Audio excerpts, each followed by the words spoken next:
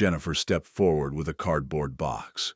"Victoria, I need your credentials, access card, and company phone. Now." The humiliation was complete.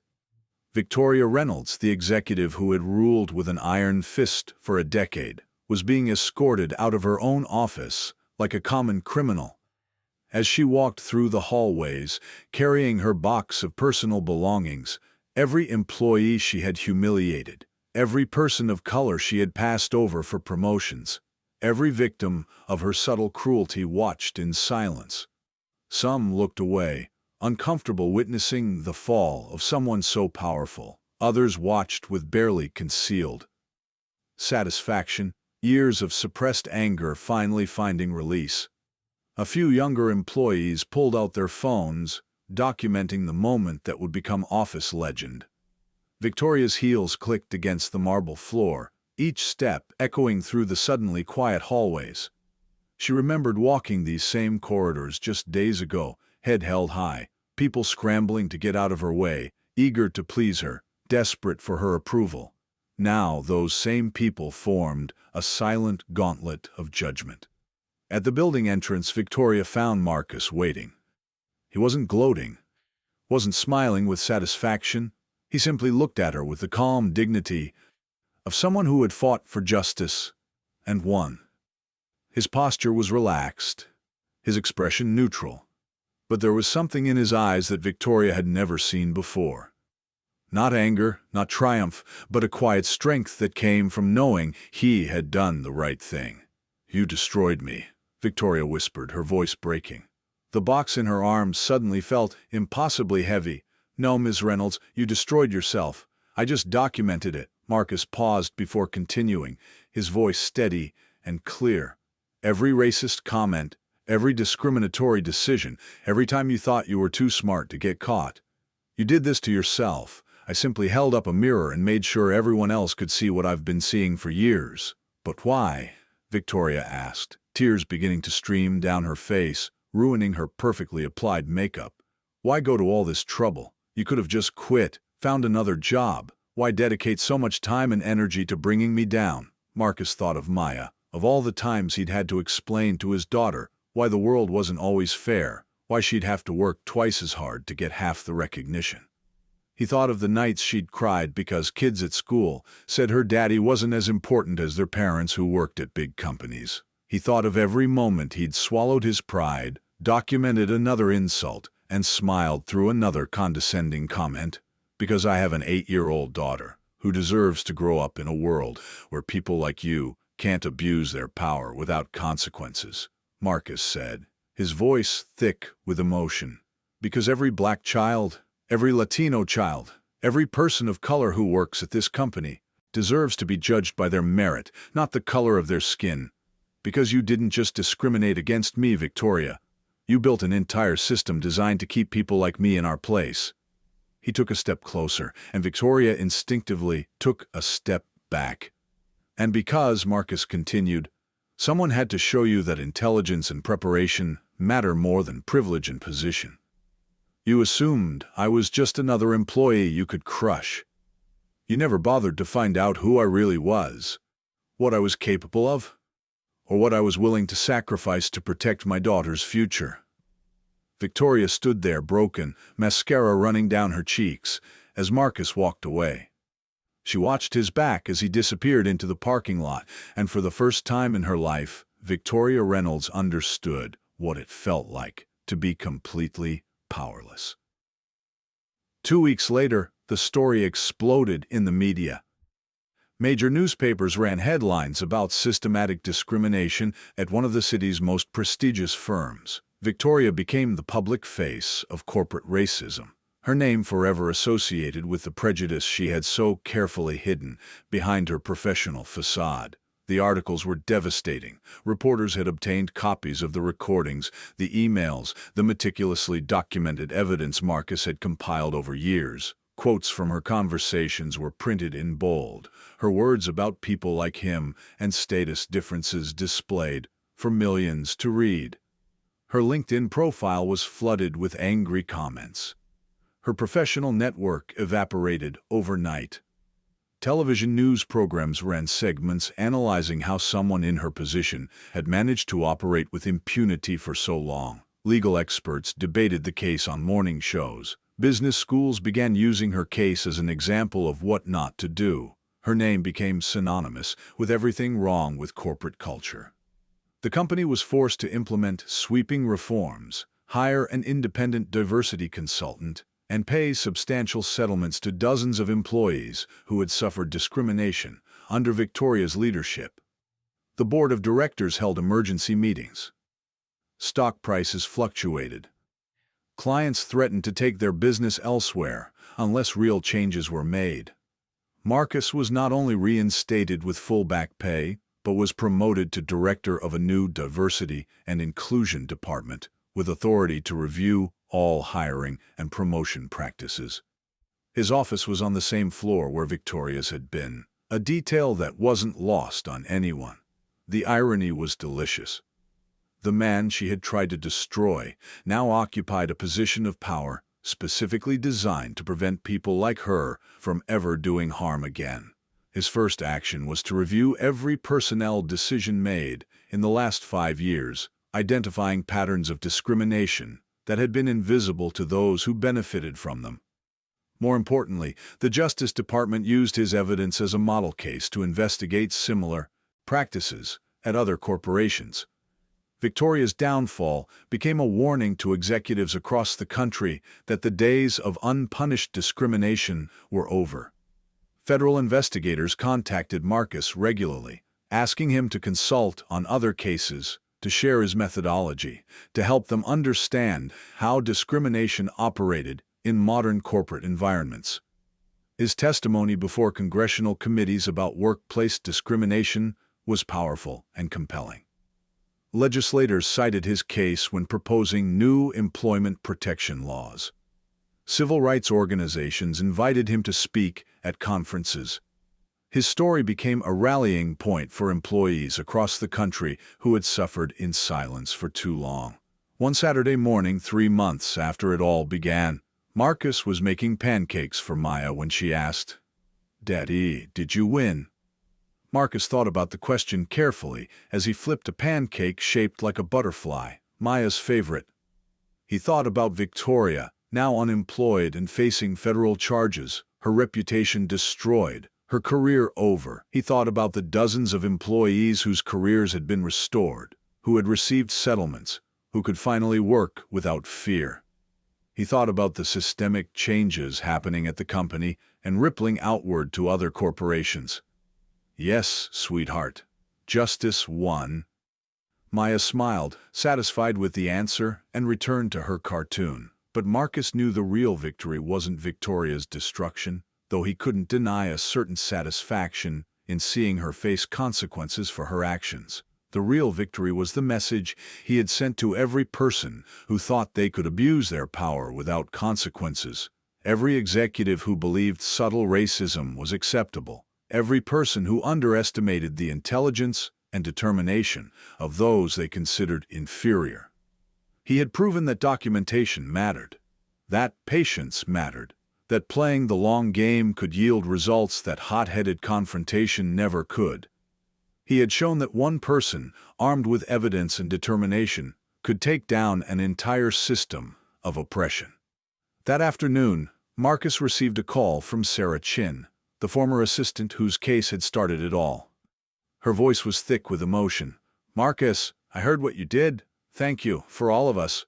I never thought I'd see her face consequences. I thought I was alone." Marcus smiled, setting down the coffee he'd been drinking. "We stood together, Sarah. That's how we win. Your case gave me the courage to move forward with mine. Your evidence corroborated my findings. This wasn't just about me or you. It was about everyone she hurt over the years." Sarah was quiet for a moment. "I got a settlement offer this morning. A good one. And a formal apology from the company. They're admitting wrongdoing." "That's wonderful, Sarah. You deserved that and more. It's because of what you did. You made them afraid. You showed them that silence isn't an option anymore." As he hung up, Marcus looked at the framed photo on his desk. Maya at her school graduation, smiling proudly, wearing the cap and gown from her kindergarten ceremony. Next to it was a new photo, taken just last week at Take Your Daughter to Work Day at Marcus's new office. Maya stood next to a sign that read, Director of Diversity and Inclusion, her small hand resting on her father's arm, her smile radiant with pride. The irony wasn't lost on Marcus. The woman who had tried to destroy him for being a black man in her house had actually given him the platform to dismantle the very system of discrimination she represented. Her attack had been the catalyst for change that might never have happened otherwise. Her overconfidence had been her undoing. Victoria had thought she was playing chess, moving pieces on a board she controlled, assuming her superior position meant inevitable victory. She never realized Marcus wasn't playing chess. He was playing a much longer, more strategic game, one where every piece mattered, every move was calculated, and the end game wasn't just victory, it was lasting change. Chess was about defeating an opponent. Marcus's game was about transforming a system. Victoria couldn't see beyond her next move. Marcus had been planning 10 moves ahead for years. That evening, as Marcus tucked Maya into bed, she asked one final question, her brown eyes serious in the dim light of her bedroom. Daddy, will people always try to be mean to us because we're different? Marcus chose his words carefully, sitting on the edge of her bed and smoothing back her hair. Some will, sweetheart. But here's what I learned. When bad people think they're so powerful that they can't be touched, that's when they make mistakes. They get careless. They say things they shouldn't say. They do things they shouldn't do. And when good people are patient, smart, and document everything, justice always finds a way. He thought about how to make this lesson meaningful for an 8-year-old. You know how you have to show your work in math class? How Mrs. Henderson always says the answer isn't enough. You have to prove how you got there. Maya nodded. That's what I did. I showed my work. I proved everything. And when you have proof, when you have evidence, it's very hard for bad people to lie their way out of what they've done. Maya nodded, her eyes already closing. That's smart, Daddy. I love you, Daddy, she murmured, already drifting toward sleep. I love you too, sweetheart, and I promise, the world you grow up in will be better than the one I grew up in. Every day we make it a little bit better. As he turned off the light and closed her door gently, Marcus thought about Victoria one last time. She had seen him as less than human, a threat to be eliminated, a problem to be managed, an employee who had forgotten his place in the corporate hierarchy. She never saw the brilliant strategist, the devoted father, the man who had survived foster care and military service and corporate discrimination by being smarter, more patient, and infinitely more prepared than those who underestimated him. Victoria's greatest mistake wasn't the discrimination itself, though that was certainly evil enough. It was assuming that because she had power, she was safe. She forgot the most important lesson in any conflict. Power without accountability is just tyranny waiting to fall, and Marcus had been there, patient and prepared, ready to catch every piece of evidence as it fell, ready to weave it into a narrative so compelling that even the most skeptical observer couldn't deny its truth. 6 months later, Victoria Reynolds pleaded guilty to federal civil rights violations and was sentenced to 18 months in prison, along with substantial fines and permanent prohibition from holding any management position in any company receiving federal contracts. Her plea deal came after her lawyers advised her that the evidence against her was overwhelming, that a trial would only result in a longer sentence and more public humiliation. The company settled with Marcus and dozens of other employees for millions of dollars. The settlement agreements included not just financial compensation, but also commitments to structural changes, mandatory bias training, diverse hiring panels, and regular audits of promotion decisions. More importantly, the case became a landmark precedent, cited in discrimination cases across the country. Law schools added it to their civil rights curricula. Employment lawyers referred to it when advising clients. Judges mentioned it when ruling on similar cases, but for Marcus, the real victory came on a random Tuesday when Maya came home from school, excited, her backpack bouncing as she ran up the driveway. "Daddy, Daddy." We learned about civil rights today in class, and my teacher said that sometimes regular people do extraordinary things to make the world fairer. Marcus smiled, kneeling down to her level as she threw her arms around his neck. That's true, sweetheart. What else did she say? She said that one person with courage and evidence can change an entire system, that you don't have to be famous or powerful to make a difference. You just have to be brave and smart and not give up. Maya pulled back to look at him, her eyes shining. And I thought of you, Daddy. You did that. Marcus felt his throat tighten with emotion. He knelt down and hugged his daughter tightly, breathing in the scent of her shampoo, feeling the solid reality of her small body against his. That's the most important thing you can learn, Maya. Never let anyone make you feel like you're worth less than anyone else. And if they try, be smarter, be prepared, and always, always document everything. The truth is powerful, but only if you can prove it. Maya nodded seriously. Then her face brightened. Can we have pizza for dinner? Marcus laughed, the heavy moment breaking into something lighter. Absolutely. Extra cheese and pepperoni. As Maya ran off to play in the backyard, Marcus looked at the news on his phone. Another major corporation was being investigated for discrimination. Another executive was being exposed. Another group of employees was finding their voice, emboldened by his example. The seeds he had planted were growing, spreading, taking root in workplaces across the country. Employees who had suffered in silence were speaking up. Documentation was becoming standard practice. The old system of quiet oppression was being dismantled, slowly but surely.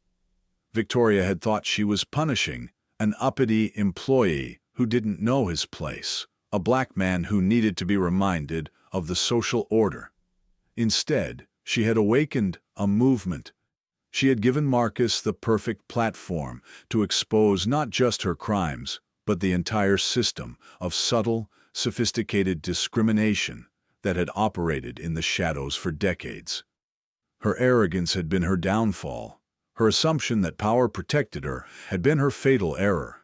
And Marcus, the man she had dismissed as unimportant, had been the architect of her destruction.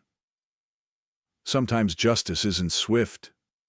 Sometimes it requires patience, strategy, and the willingness to play a long game while your opponent thinks they've already won.